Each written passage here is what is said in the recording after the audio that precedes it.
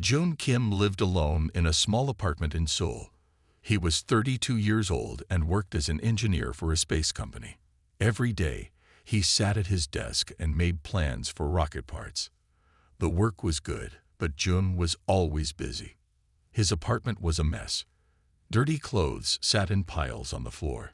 Empty food boxes covered his kitchen counter. Bills and mail were stacked on every table. Jun wanted to clean, but he never had time.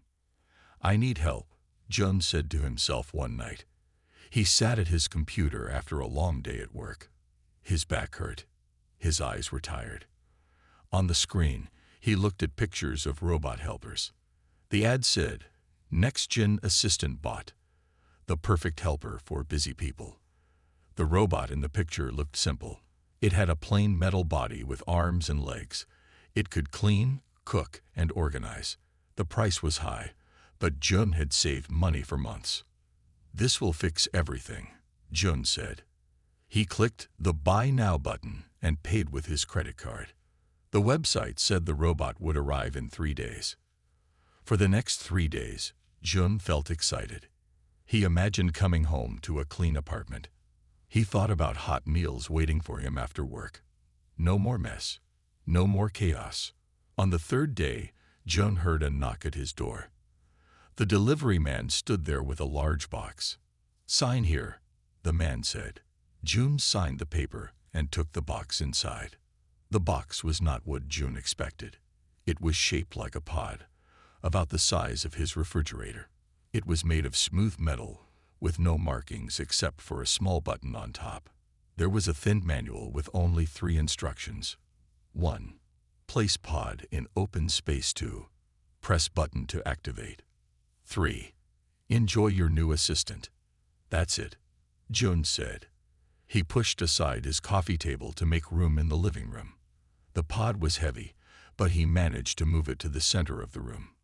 Jun took a deep breath and pressed the button on top of the pod. At first, nothing happened. Then the pod began to hum. The sound grew louder. The metal surface began to glow with a soft purple light. "Is this normal?" Jun wondered. He backed away slowly. Suddenly, there was a flash of bright purple light. Jun covered his eyes. The air smelled like a storm was coming. When he opened his eyes again, the pod was open, but there was no robot inside. Instead, a woman stood before him.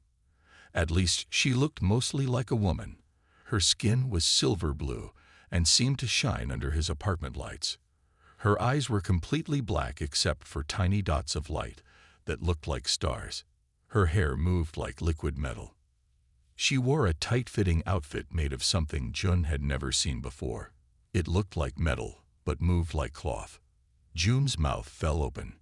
He could not speak. The woman looked at him and smiled. She bowed slightly. "Hello, life mate," she said in perfect Korean. "I am Neri of the Starfleet. By opening my pod, you have completed the first step of our bonding ceremony." Jun found his voice at last. "What? Who are you? Where is my robot?" Neri looked confused. "Robot? I am not a robot. I am a navigator of the Starfleet. My ship was damaged, and I had to escape in this emergency pod." She looked around the apartment. "Your planet's systems must have found my pod and sold it by mistake." "Your planet," Jun repeated. "Are you saying you're an alien?" "I am not from Earth, if that is what you mean," Neri said simply. She walked around the room, touching things with curiosity. "This is a nice place for us to live together." Live together? Jun felt like his head was spinning. There must be some mistake. I ordered a robot assistant to help clean my apartment. Neri smiled at him. "I can help with that.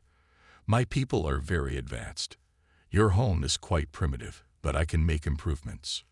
Before Jun could stop her, Neri walked to his kitchen. She looked at his microwave with interest. "This heating device is very basic," she said. She pressed a few buttons, and to Jun's shock, the microwave opened by itself. The parts inside began to move on their own, rearranging into a new shape. "Stop," June shouted. "What are you doing to my microwave?" "Improving it," Neri said calmly. "Now it will cook food more evenly and use less energy." She closed the microwave door, and it looked normal again from the outside. June reached for his phone. "I need to call the company. They sent me the wrong thing."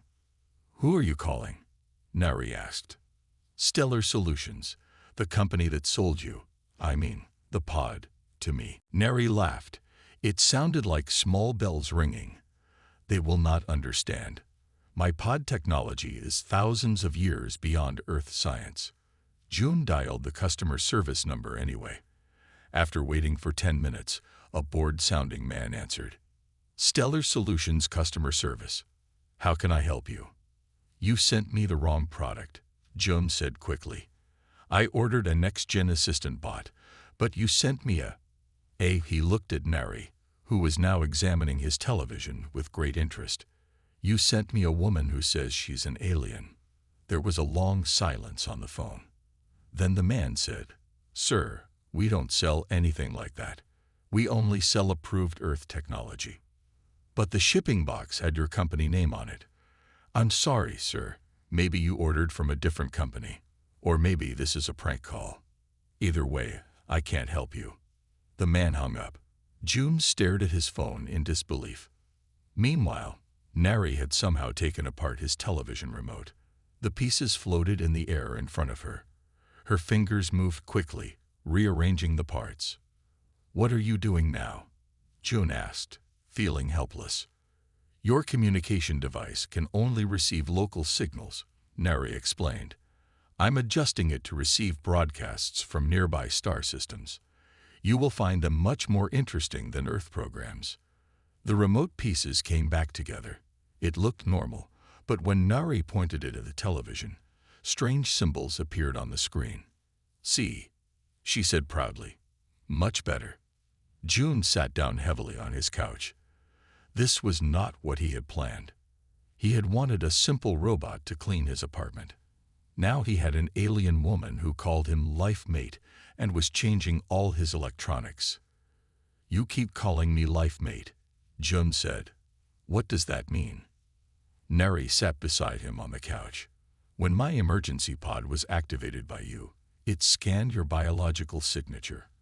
According to the laws of my people, this created a bond between us. We are now life mates." "But that was an accident," June protested. "I didn't know I was activating some alien bonding ceremony. I thought I was turning on a robot." "The universe doesn't believe in accidents," Neri said simply. "My people believe that souls who are meant to be together will find each other, no matter how far apart they begin." "We're not soulmates," June insisted. "We're strangers. We just met." Neri nodded. "Yes, we have much to learn about each other. That is the fun part of the bonding process." She stood up suddenly. "You are hungry. I will prepare food." Before June could stop her, Neri was in his kitchen again.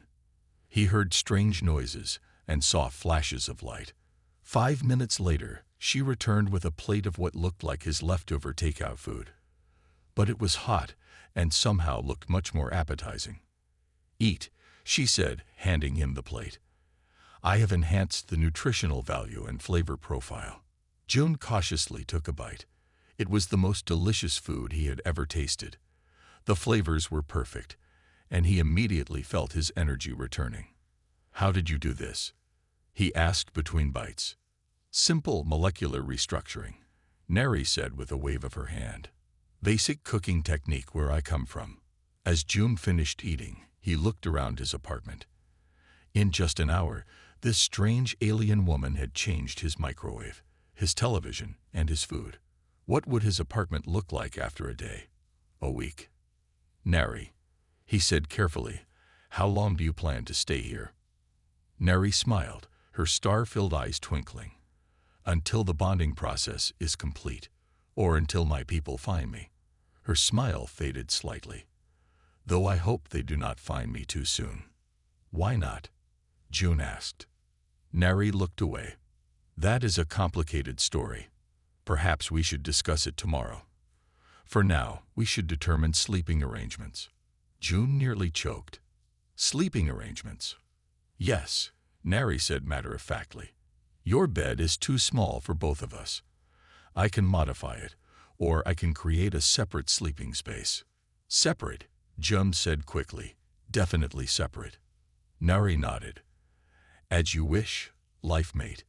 The early bonding period often includes hesitation. It is normal.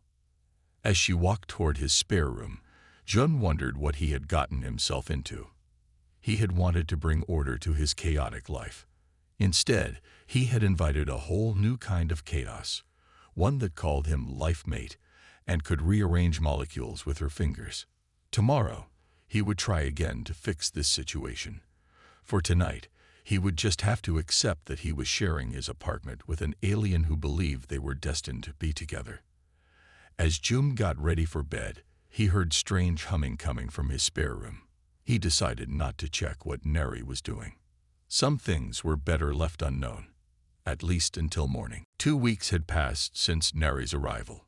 June woke up early as sunlight streamed through his window. For a moment, he hoped it had all been a strange dream. Then he smelled something cooking in the kitchen. Good morning, life mate, Neri called cheerfully. I have prepared the morning meal. June sighed and got out of bed. In the kitchen, he found Neri standing over what used to be his stove. Now it had extra buttons and lights that glowed blue. What did you do to my stove? June asked. I improved it, Neri said. She did this to everything in his apartment. Now it can cook food at the exact right temperature. Try your breakfast. On the table was a simple bowl of rice and eggs. June took a bite and his eyes widened. It tasted amazing. How do you make normal food taste so good? He asked. I adjust the molecular structure to enhance flavor, Neri explained. Simple cooking technique. Nothing was simple with Neri. In 2 weeks, she had changed almost everything in June's apartment. His shower now used less water, but got him cleaner. His lights adjusted automatically to protect his eyes. His coffee maker produced the best coffee he had ever tasted, but it now had 20 buttons instead of 1. Life with an alien woman was strange, but June had to admit some things were better. His apartment was now spotlessly clean. Neri had organized all his papers and clothes. She had even fixed his leaky sink without calling a plumber. You have work today? Neri asked. Yes, June said. A big meeting with my boss about a new rocket design. Neri nodded. Your rocket plans are very primitive. I could help you improve them. No, June said quickly. No alien technology at my job. I'd have to explain where the ideas came from. As you wish, Neri said. But your current designs waste much energy. June finished his breakfast and got ready for work. As he was about to leave, Neri handed him a small metal object. What's this? He asked. A communication device, she said. In case you need to reach me, just speak my name into it. June put the device in his pocket. Thanks, but I have a phone. Your phone cannot reach me if I am in the higher sound frequencies, Neri explained. Sometimes I shift there to clean more efficiently. June didn't understand what that meant, but he took the device anyway. I'll be home at 6. At work, June tried to focus on his meeting. His boss, Director Park, was not happy with the rocket design. The fuel system is inefficient, Director Park said. We need to reduce costs by at least 20%, or we will lose the government contract. June stared at the design on his computer. He knew the fuel system could be better, but he didn't know how to fix it. Then he remembered what Neri had said about his designs being primitive. During lunch break, June found a quiet room and took out the metal device Neri had given him. Neri, he said, feeling silly talking to a piece of metal. The device glowed blue. Yes, life mate. Neri's voice came through clearly. I need help with a rocket design, June admitted. Can you give me ideas that won't seem too advanced? Just a small improvement. Of course, Neri said. Show me the design. June took a picture of his computer screen with his phone, and somehow, Neri could see it through the metal device. Very primitive, she said, but I can suggest a simple change. Adjust the fuel intake valve to a spiral pattern instead of straight. This will mix the fuel more efficiently before combustion. That's it, June asked. Just change the shape of the valve. Sometimes the simplest changes make the biggest difference, Neri said. This will improve efficiency by 25% without changing any other parts. June thanked her and went back to the meeting. He suggested the change to Director Park, who looked skeptical. A spiral valve. That's your big solution. Director Park frowned. The computer models show it will work, Jun said, showing the simulation he had quickly run. See, 25% more efficient. Director Park was surprised. Run the simulation again. This seems too simple to work. They ran the test 3 more times. Each time, the results were the same. The spiral valve design would save more than enough money to keep the contract. Kim, this is brilliant, Director Park said. So simple, yet no one thought of it before. Where did you get this idea? I was looking at how water flows down drains, June lied. Nature often has the best designs. Director Park nodded. Excellent thinking. I want you to lead the team that develops this new system. June returned home feeling both excited and confused. He had just been promoted because of Neri's help. But was it wrong to use alien technology to advance his career? When he opened his apartment door, he was shocked. The living room had changed completely. His old couch was gone. In its place was a strange, curved piece of furniture that seemed to float a few inches above the floor. What happened to my couch? June asked. Neri appeared from the kitchen. I improved it. This new design supports your back better and adjusts to your body temperature. June sat down cautiously. The couch shaped itself around him perfectly. It was the most comfortable he had ever felt. This is actually nice, he admitted. Then he looked at the wall where his TV had been. Now there was just a small silver disc. Where's my television? I upgraded it, Neri said. She touched the silver disc, and a large 3D image appeared in the middle of the room. It showed a view of space, with stars and planets so real June could almost touch them. This is amazing, June said. It is a live view of the star system I come from, Neri explained. Do you like it? It's beautiful. June watched the stars move slowly. By the way, I used your idea at work, the spiral valve. It worked perfectly. My boss gave me a promotion. Neri smiled. I am happy to help my life mate succeed. June was too tired to correct her about the life mate thing again. Besides, he was starting to mind it less. Can you tell me more about where you come from? He asked. Neri sat beside him on the floating couch. My home is a planet called Sirius, orbiting the 3rd star in what you call the Orion constellation. My people, the Ceresians, have traveled space for thousands of years. Why did you leave? June asked. You said your ship was damaged, but you never explained what happened. Neri's face became serious. That is complicated. My people are very advanced, but not always kind. I was a navigator in the Star Fleet, responsible for finding new worlds. When we found Earth, my commander wanted to take resources from your planet without permission. You mean invade? June asked, alarmed. Not exactly. Just take what we needed without humans noticing. But I believed this was wrong. I argued with my commander, and he became angry. There was an accident, or perhaps not an accident. My ship was damaged, and I had to escape in the emergency pod. So you're a refugee, June said, understanding better now. Neri nodded. Yes, and if my people find me, I will be punished for interfering with my commander's plans. Will they come looking for you? June asked, feeling worried for her. Eventually, Neri said. But space is vast, and my pod's tracking system was damaged. It could be months or years before they find me, or never. June thought about this. Neri wasn't just an annoying alien who had invaded his apartment. She was someone in trouble, someone who had stood up for what was right. "You're safe here," he said, surprising himself. "I won't let anyone take you."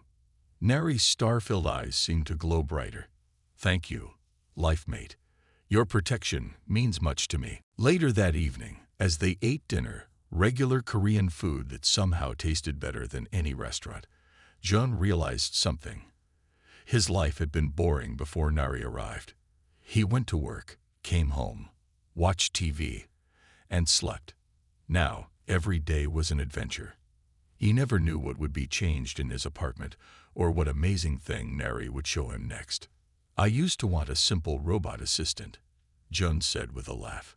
"But I got something much more interesting instead." Neri smiled.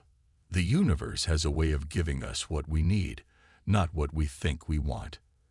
As Jun went to bed that night, he thought about how much had changed in just 2 weeks. His apartment was different. His job was better. And most surprisingly, he was starting to enjoy having Neri around. He still didn't believe they were life mates as she claimed, but he was beginning to think that maybe, just maybe, the universe had sent her to him for a reason. A month had passed since Neri came into Jun's life. Things were going well. Jun's promotion at work meant more money and respect. His apartment, though strange now with all of Neri's improvements, was comfortable and clean. He was even getting used to being called life mate. But one evening, everything changed. Jun came home from work to find Neri staring at a small device she had built from parts of his old radio. Her face looked worried. "What's wrong?" Jun asked. "I have detected a signal," Neri said. "From space. My people have found me."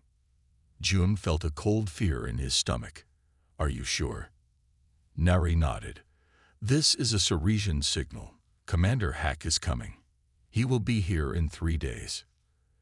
"Your old commander, the one you ran away from." Jun set down his bag. "What will he do when he finds you?"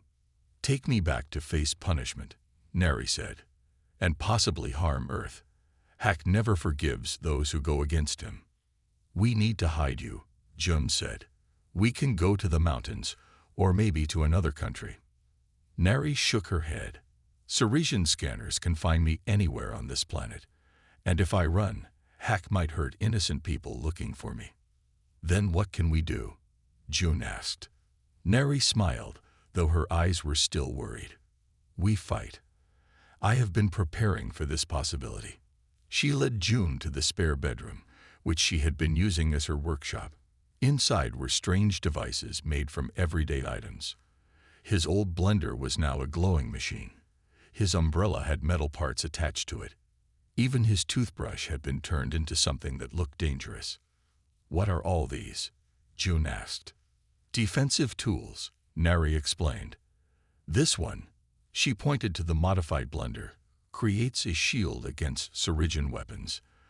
This," she held up the umbrella, "disrupts their communication systems. And this," she showed him the toothbrush, "can temporarily disable a Ceresian." Jun picked up the umbrella carefully.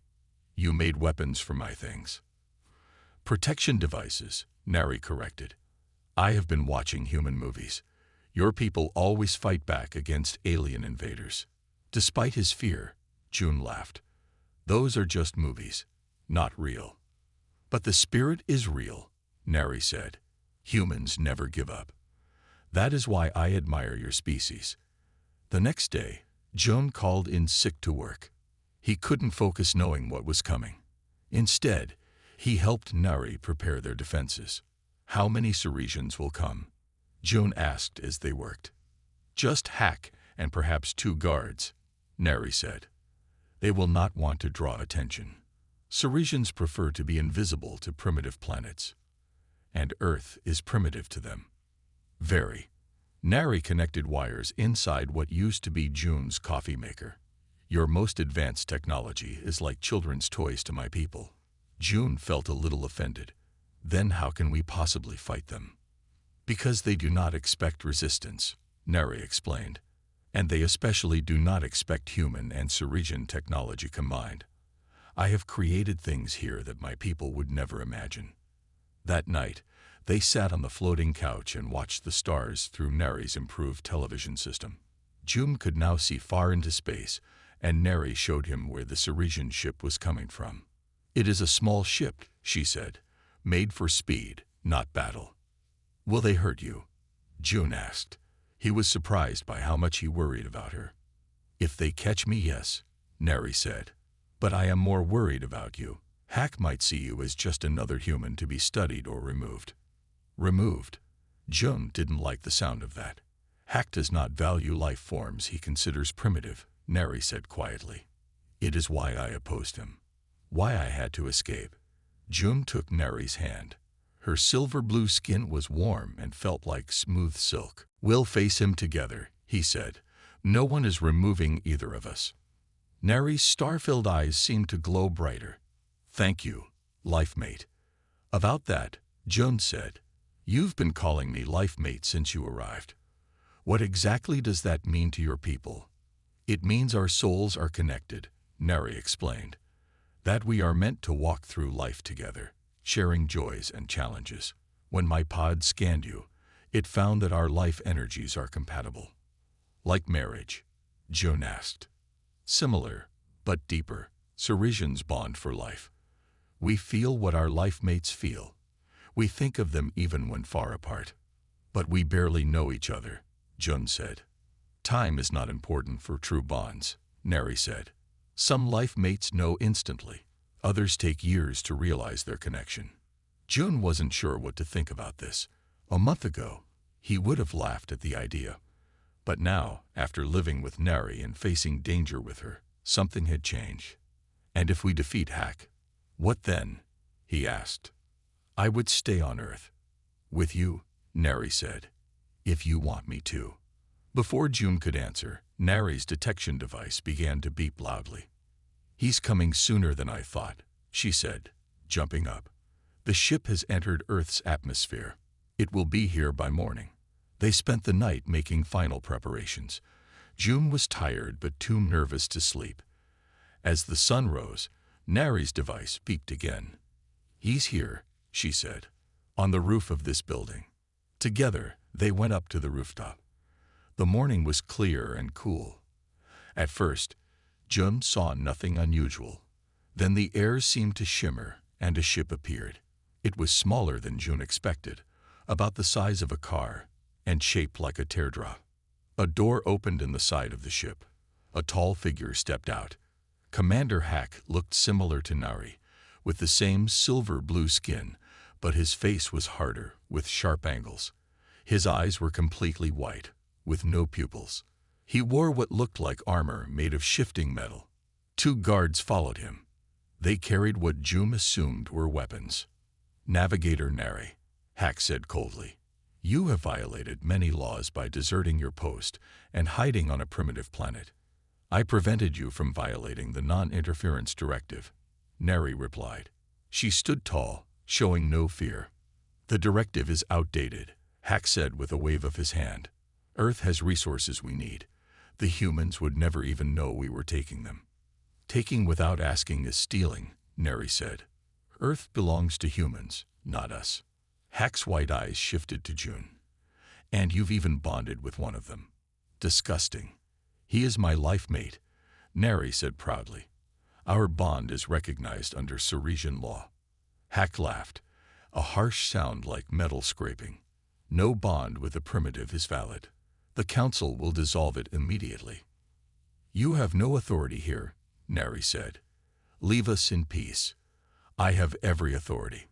Hack raised what looked like a small silver tube. "Now, come with me willingly, or I will be forced to take more direct action."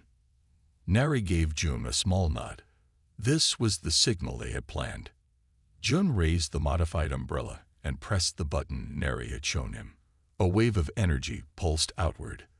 The guards' weapons sparked in their hands. Hack's silver tube flickered and went dark. "What is this?" Hack demanded, shaking his now useless device. "Earth technology," Neri said with a smile, "with a few Ceresian improvements." Hack's face twisted with anger. "Simple disruption won't stop us." He nodded to the guards. who moved forward. Neri activated the modified coffee maker. A shield of blue energy formed around her and June. When the guards tried to step through it, they were pushed back. Impossible, Hack said. Human technology cannot create energy shields. Alone, no, Neri agreed. But combined with Ceresian knowledge, humans can do amazing things. June felt proud. He had helped Nari build these devices. His simple Earth items, combined with her alien knowledge, were keeping them safe. Hack pulled a second device from his armor. This one was larger and glowed red. "This will cut through your shield," he warned. "Last chance, Nari. Come willingly." "Never," Neri said. She looked at June. "Now." June threw the modified toothbrush. It flew through the shield and hit the ground near Hack's feet. There was a flash of bright light. When it cleared, Hack and his guard stood frozen, unable to move. "Temporary paralysis," Neri explained to a shocked June. "It will last about 10 minutes, enough time for us to send a message." Nari walked through the shield and approached Hack. The commander's white eyes followed her, filled with hate, but he could not move or speak. "I am sending a message to the Ceresian Council," Neri told him, "with evidence of your plans to violate the non-interference directive. By the time you can move again, they will have received it." Hack's eyes widened with fear now. "The Council values rules above all else," Neri continued. "They will not be happy that you plan to break one of our oldest laws." She turned back to June. "Let's go back inside. By the time the paralysis wears off, Hack will have more to worry about than us." As they walked back to the stairwell, June looked over his shoulder at the frozen aliens. "Will they leave us alone now?" he asked. "The Council will recall Hack immediately," Neri said. "He will face serious punishment. And us? What happens to us?" Neri smiled, her star-filled eyes shining bright in the morning sun. "That, life mate, is up to you." June and Neri watched from the apartment window as Hack's ship left Earth. It rose quickly, becoming a small light in the sky before disappearing completely. "Is he really gone?" June asked. He could hardly believe they had won. "Yes," Neri said. "The Council ordered him to return immediately. My message showed clear evidence of his plans to break our laws. He will face serious punishment." June sat down on the floating couch, feeling suddenly tired. The fear and excitement of the past few days caught up with him all at once. "So what happens now?" he asked. Neri sat beside him. "That depends on you, life mate." "What do you mean?" "The danger is gone for now," Neri explained. "But I am still an alien on your planet. I cannot go home. The Council would punish me too, for deserting my post, even if they agree with my reasons." "So you're stuck here?" June asked. "Yes, but I do not have to stay with you." Neri looked down at her hands. "If you wish, I can leave. Find another place on your planet to live." June was surprised. "Where would you go?" "I do not know, but I would find a way to survive. My people are adaptable." June thought about this. A month ago, he would have been happy to see Nari leave. He had wanted a simple robot assistant, not an alien woman who called him her mate and changed everything in his apartment. But now, the thought of her leaving made him sad. His life had become more interesting with Nari in it. More challenging, yes, but also more alive. "I don't want you to go," June said finally. Neri looked up, her star-filled eyes bright. "Truly, yes. But I need to understand more about this life mate thing. In human culture, people date first. They get to know each other before making big commitments." "Date?" Nari asked, unfamiliar with the word. "It means spending time together, learning about each other, seeing if we are compatible." Neri smiled. "Like the first phase of the Ceresian bonding process. We call it soul learning." "Yes, I guess that's similar," June agreed. "So maybe we can try that. Just take things slowly and see what happens." "I would like that very much," Neri said. The next day, Jun returned to work. His boss was angry that he had missed a day, but quickly forgave him when Jun showed a new design for the rocket's navigation system. "This is brilliant," Director Park said, looking at the plans. "Where do you get these ideas, Kim?" "I've been studying how birds navigate during migration," Jun lied. In truth, Neri had helped him again, showing him a simplified version of Cirresian navigation technology. "Well, keep studying whatever you're studying," Director Park said. "This could put our company years ahead of the competition." Jun's career continued to rise over the next several months. With Neri's help, he became the company's top engineer. He received another promotion and a big raise. For the first time in his life, he had more money than he needed. At home, things were changing too. Jun and Neri began their dating process. They went to movies, though Neri found human films very primitive. They walked in parks, where Neri was fascinated by earth plants and animals. They even went to restaurants, although Neri insisted on improving the food when the waiters weren't looking. Slowly, Jun learned more about Neri and her world. She told him about growing up on Ceres, a planet with 3 moons and a purple sky. She described the floating cities where her people lived and the vast network of ships that connected their colony worlds. "Do you miss it?" Jun asked one evening as they sat on the roof of their apartment building, looking at the stars. "Sometimes," Neri admitted, "but Ceres has changed.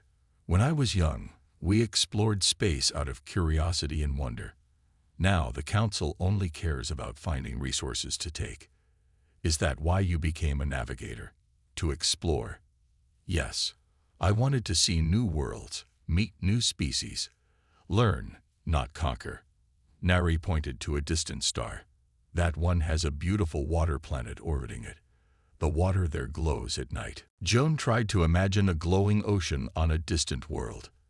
"You've seen so much. Earth must seem boring to you." "Not at all," Neri said. "Your world is full of surprises. Humans are so creative, so adaptable. You build amazing things despite your limited technology. And you have something my people have lost." "What's that?" "Hope," Neri said simply. "You dream of better futures. My people only worry about maintaining what they have." As the months passed, Jun found himself thinking less about Neri as an alien and more as just Neri, the woman who made him laugh, who challenged his ideas, who somehow knew exactly what he needed before he knew it himself. 1 year after Neri had arrived in that strange pod, Jun took her to a nice restaurant for dinner. He had been planning this night for weeks. "Why are you nervous?" Neri asked as they ate. "Your heart rate is elevated." "Can't hide anything from you, can I?" Jun laughed. He took a deep breath. "I want to ask you something." "Yes. This past year has been the strangest of my life, but also the best." Jun reached across the table and took her hand. "When you first called me your life mate, I thought it was crazy. How could we be meant for each other when we weren't even from the same planet?" Neri squeezed his hand gently. "But now I understand what you meant," Jun continued. "Something did bring us together. Call it fate, or the universe, or just a shipping mistake. Whatever it was, I'm grateful." He reached into his pocket and pulled out a small box. Inside was a ring. It was made of a special metal that Neri had created, which shimmered with colors like her skin. "In human culture, we give rings when we ask someone to be our partner for life," Jun explained. "So I'm asking you, Neri of Ceres, will you be my life mate? For real this time, not just because your pod said so, but because we both choose it." Neri's eyes glowed brighter than Jun had ever seen. "Yes," she said. "I choose you, Jun Kim of Earth. I have from the first moment." When they returned home that night, Neri took Jun's hands in hers. "On my world, life mates share a bonding ceremony," she said. "Would you like to try it? A simplified version." "What does it involve?" Jun asked. "We share our life energies," Neri explained. "It creates a connection that allows us to feel each other's presence, even when apart." The old Jun would have been scared by this, But he had changed. Living with an alien had taught him that different didn't mean wrong.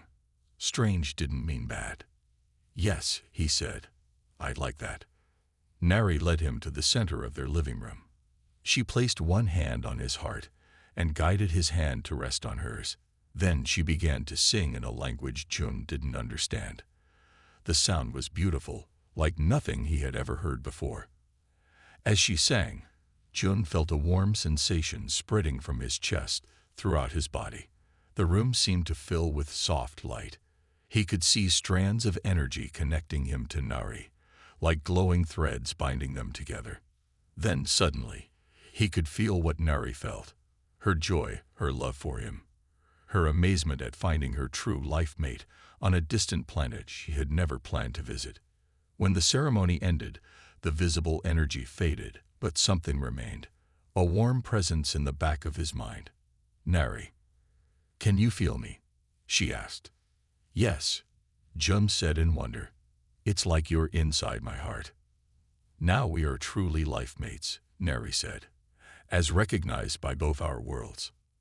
Later that night, as they looked at the stars through their special viewer, Jun thought about how much his life had changed. A year ago, he had ordered a simple robot assistant to clean his apartment. Instead, he had gotten an alien woman who called him her mate. It was nothing like what he had planned. It was so much better. "What are you thinking about?" Nari asked, sensing his mood through their new bond. "About how sometimes the universe knows what we need better than we do," Jun said. Nari smiled. "And what did you need, Jun Kim of Earth?" Jun looked at her, his alien life mate with silver blue skin and eyes full of stars. "You," he said simply. "I needed you."